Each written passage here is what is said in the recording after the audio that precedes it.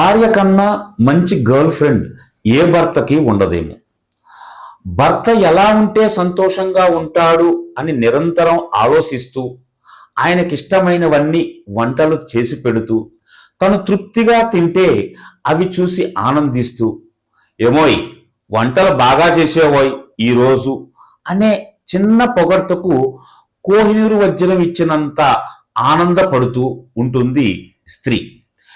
బయట కోపాలన్నీ తన మీద చూపించినా చిరునవ్వుతో భరిస్తూ ఇంట్లోకి రాగానే చల్లటి నీళ్ల గాసుతో ఎదురొస్తుంది. వేడివేడి కాఫీ ఇచ్చి ముసిముసి నవ్వులతో మనల్ని ఆనందపరుస్తుంది భార్య. అలాగే భర్త జీవితాంతం ఆనందంగా ఉండడానికి, సంతోషంగా గడపడానికి పూజలు పునస్కారాలు చేస్తుంది, వ్రతాలు చేస్తుంది. ఏంటి ఈ చేదస్తం అని కసురుకున్న విసుక్కున్న సంతోషంగా గుళ్ళు గోపురాలు తిరుగుతుంది. భర్త ఆయుష్ పెరగాలని, భర్త సంతోషంగా ఉండాలని అహర్నిశలు దేవుణ్ణి కోరుకుంటూ ఉంటుంది.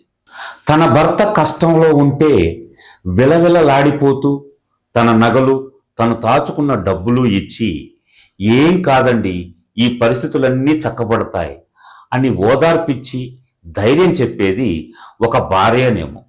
ఇలా ప్రతి మగవాడి ప్రతి స్థాయిలో, ప్రతి ఇబ్బందుల్లో, ప్రతి కష్ట సుఖాల్లో తోడు ఉండి అండగా నిలిచేది భార్య మాత్రమేనేమో. ఇలా చెప్పుకుంటూ పోతే గంటలు రోజులు కూడా సరిపోవు. ఏమంటారు? అలాగే ప్రతి భార్యకి భర్త కంటే మంచి బాయ్ ఫ్రెండ్ లేడు. ఎందుకు అంటే తన జీవితాన్ని పంచుకోవడానికి వచ్చిన భార్య అంటే అపురూపం.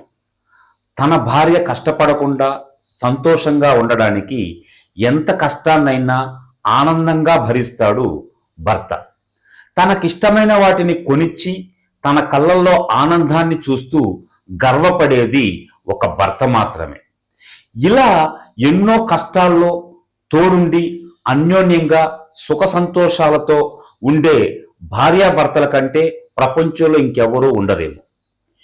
ఇలాంటి రోజుల్లో ఇలాంటి వారి మధ్య ఫేస్బుక్లోనో మరి ఏ విధంగానో పరిచయమైన వాళ్ళతో ఉండి తనకు నిస్వార్థంగా ప్రేమతో దగ్గరైన వాళ్ళని అశ్రద్ధ చేస్తూ నిర్లక్ష్యం చేస్తూ ఇంట్లో వాళ్ళని ఏ రోజు కూడా కన్నా బంగారం అని పిలవడం చేత కాదు, కానీ తన ముఖం కూడా చూడని ఎక్కడో ఇన్స్టాలోనో ఫేస్బుక్లో పరిచయం వాళ్ళతో కన్నా బంగారం అంటూ ప్రేమలు వలకబోస్తూ ఉంటారు.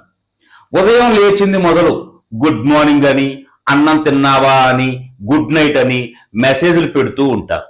వాళ్ళ నుంచి రిప్లై రాకపోతే తెగ ఢీలా పడిపోతారు. రిప్లై వస్తే ఆనందంగా ఎగిరి గంతులేస్తూ ఉంటారు.